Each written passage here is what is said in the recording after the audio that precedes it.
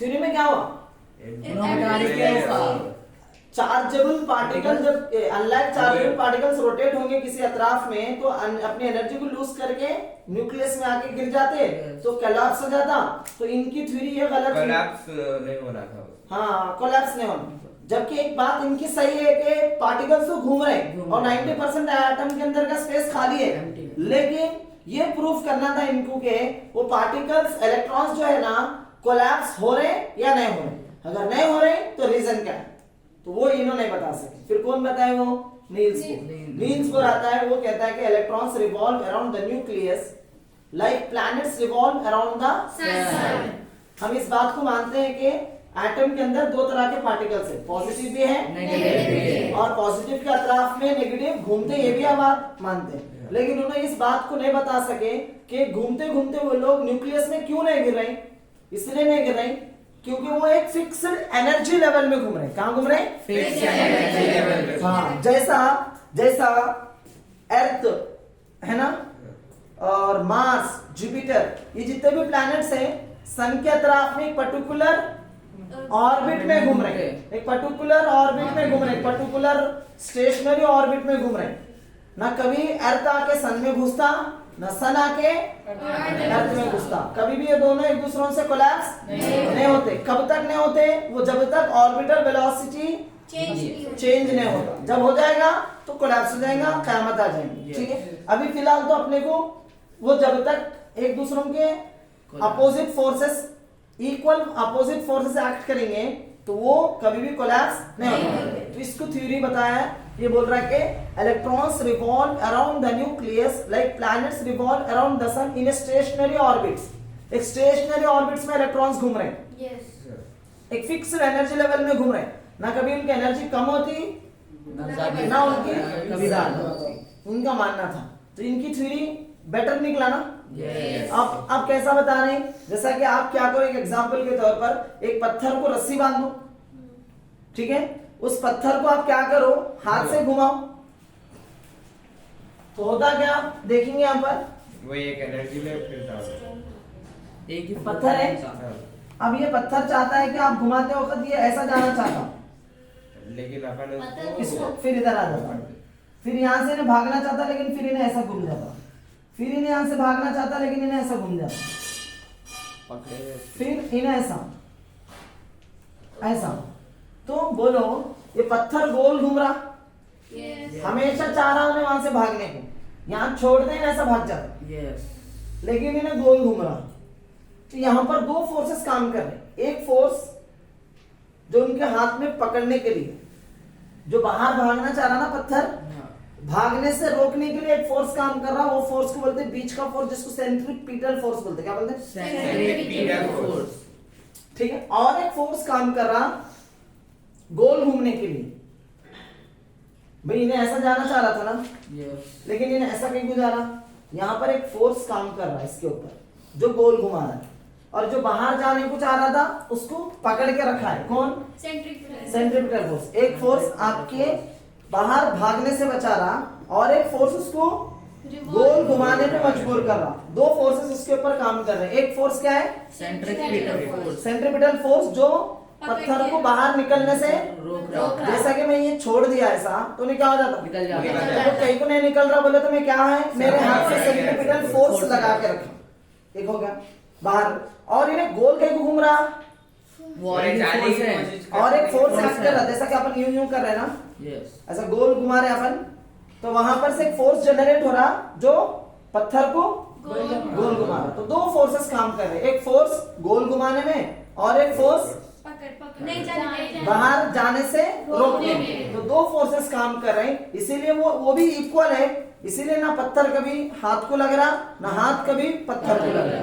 कब तक? जब तक आप इस सेंट्रीपिटल फोर्स खत्म नहीं करते, या फिर सेंट्रीफ्यूगल फोर्स खत्म नहीं होता। दोनों में से किसी एक को खत्म होना जरूरी है। जब तक वो दोनों इक्वली चलते रहते, ना पत्थर बाहर निकलता ना पत्थर अंदर आता। इसका मतलब क्या? सेंट्रीपिटल और सेंट्रीफ्यूगल फोर्स दोनों इक्वल जब तक रहेंगे, वो सर्कुलर ऑर्बिट में घूमते रहेगा। वैसे ही इलेक्ट्रॉन्स सेंट्रीफ्यूगल फोर्स लगाते, Yes. न्यूक्लियस सेंट्रीपिटल फोर्स लगाता और उसके अतराफ में इलेक्ट्रॉन्स न्यूक्लियस के अतराफ में स्टेशनरी ऑर्बिट्स में घूमते रहते। ये कौन बोले?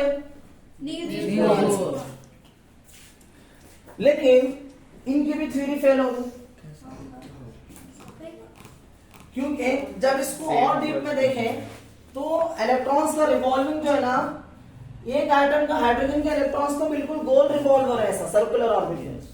लेकिन जब किसी और एटम को देख रहे हैं, एक से बढ़ के 1 इलेक्ट्रॉन से ज्यादा है, सो एटम्स को देख रहे हैं, जिन एटम के अंदर एक इलेक्ट्रॉन से ज्यादा है, जिस एटम के अंदर एक से ज्यादा इलेक्ट्रॉन्स हैं, उन एटम्स को देखते हैं तो वो एटम के अंदर के इलेक्ट्रॉन्स जो है ना, ऐसा गोल में घूम रहे हैं, कुछ अलग शेप्स बनाते हुए घूम रहे हैं। फर्स्ट शेल में इलेक्ट्रॉन्स ऐसा घूम रहे हैं, सेकंड शेल में इलेक्ट्रॉन्स एलिप्टिकल ऑर्बिट बना रहे हैं, थर्ड शेल में इलेक्ट्रॉन्स और भी एलिप्टिकल ऑर्बिट्स बनाते जा रहे हैं, फोर्थ शेल में इलेक्ट्रॉन्स और भी ज्यादा तो क्या हो रहा है यहाँ पर, इलेक्ट्रॉन्स अपना शेप बदलते बदलते जा रहे हैं। तो इसका मतलब ये हुआ कि भाई बोर्स की थ्योरी सिर्फ एक एटम के लिए सही था और एक इलेक्ट्रॉन से ज्यादा है, सो एटम के अंदर इनकी थ्योरी फेल हो गई।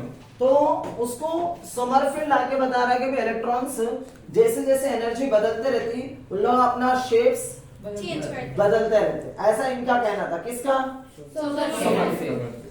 ठीक है, लेकिन इन्हों भी फेल हो गए। मैं डीप में नहीं पढ़ा, सिर्फ ऊपर ऊपर से सिर्फ टच करके जा रहा हूँ, क्योंकि मेरा पढ़ाने का पीरियोडिक टेबल शायद तो नहीं हो सकता, लेकिन थोड़ा शुरू तो कर देंगे, ठीक है। लेकिन मैं इसलिए बताना चाह रहा हूँ कि डीप में नहीं बताना चाहता। तो बोर्स की भी थ्योरी क्या हो गई? फेल। तो समरफील्ड का मानना था कि इलेक्ट्रॉन्स रिवॉल्व होते हैं न्यूक्लियस के अतराफ में एक पर्टिकुलर स्टेशनरी ऑर्बिट्स में, लेकिन सर्कुलर ऑर्बिट में नहीं है, एलिप्टिकल ऑर्बिट्स में घूमते हैं। किनका मानना था ये? समरफील्ड का। जे थॉमसन का मानना क्या था? वाटरमेलन के जैसा रहता और पॉजिटिव और नेगेटिव पार्टिकल्स फिक्स रहते, जो कि गलत है। फिर उसके बाद उनके का मानना था कि इलेक्ट्रॉन 90% स्पेस एम्प्टी है और उसके अंदर के पार्टिकल्स, पॉजिटिव पार्टिकल्स बीच में रहते हैं, नेगेटिव पार्टिकल्स रोटेट रहते हैं। तो इन्होंने एक पॉइंट बताया, वो गलत नहीं है कि पॉजिटिव और नेगेटिव रहते, जो बोले वो बहुत अच्छी बात है, लेकिन इन्होंने जैसा बताया वैसा उन लोग नहीं है। इन्होंने जैसा बताया वैसा तो है, लेकिन इनकी थ्योरी के अकॉर्डिंग पार्टिकल्स क्या हो जाते हैं? तो ये भी इन्हों फेल हो गए। फिर बोर आया, बोर बता रहा है कि पार्टिकल्स एक पर्टिकुलर स्टेशनरी ऑर्बिट्स में घूमते हैं, इसीलिए वो लोग कभी कोलैप्स नहीं होते, वो बोर बताया। लेकिन बोर की थ्योरी सिर्फ एक एटम के लिए बस हो रहा था, हाइड्रोजन के लिए। हाइड्रोजन से बढ़ के जो एटॉमिक नंबर है, helium, lithium, beryllium, boron, carbon, nitrogen, oxygen, fluorine, इस तरह के एलिमेंट्स को, एक से ज्यादा इलेक्ट्रॉन वाले एलिमेंट्स के अंदर इनकी थ्योरी फेल थी। तो फिर उसको कौन बताने आया? समरफील्ड। समरफील्ड का मानना है कि इलेक्ट्रॉन्स भी है, प्रोटॉन्स भी है, और इलेक्ट्रॉन्स प्रोटॉन्स के अतराफ भी घूमते हैं और पर्टिकुलर एक स्टेशनरी ऑर्बिट्स में भी घूमते हैं, ये भी बात सही है। और साथ में सर्कुलर ऑर्बिट में नहीं बल्कि एलिप्टिकल ऑर्बिट्स में घूमते हैं।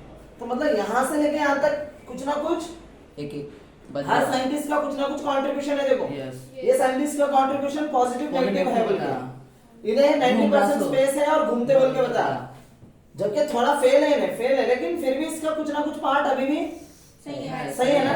फिर उसके बाद बोर का स्टेशनरी ऑर्बिट में रहना, ये इनकी प्रूफ थी, दो फोर्सेस इक्वल अपोजिट डायरेक्शन में काम करते। चौथा वाला बोला इलिप्टिकल ऑर्बिट्स में घूम रहे हैं, तो भी इन्हें भी फेल होगा, समरफील्ड भी फेल होगा। जब आता है एक नया जो थ्योरी है जो आज के जमाने में चलता है, quantum mechanical model of an atom. क्या है ये?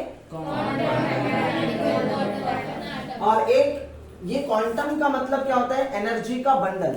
इन लोग मान रहे थे कि एटम के अंदर जो इलेक्ट्रॉन है उसको एक एनर्जी मान रहे थे। क्या मान रहे थे? एनर्जी। ये 4 साइंटिस्टों ने मिलकर बनाया इस थ्योरी को। कौन कौन बनाए? 4 साइंटिस्टों की कोलैबोरेशन से एक थ्योरी बनी। उस थ्योरी का नाम है quantum mechanical model of an atom. Atom का ही नमूना बता रहे हैं इन लोग, लेकिन इनका मानना था कि इलेक्ट्रॉन एक मैकेनिक है। मैकेनिक का मतलब मूवमेंट है, इलेक्ट्रॉन एक मूवमेंटिंग एनर्जी है, एक एनर्जी वाला मूवमेंट करने वाला एनर्जी वाला पार्टिकल है। तो उसके अंदर इनका मानना था कि एनर्जी के बंडल्स रिलीज होते हैं। क्वांटा ये प्लूरल है, क्वांटम सिंगुलर।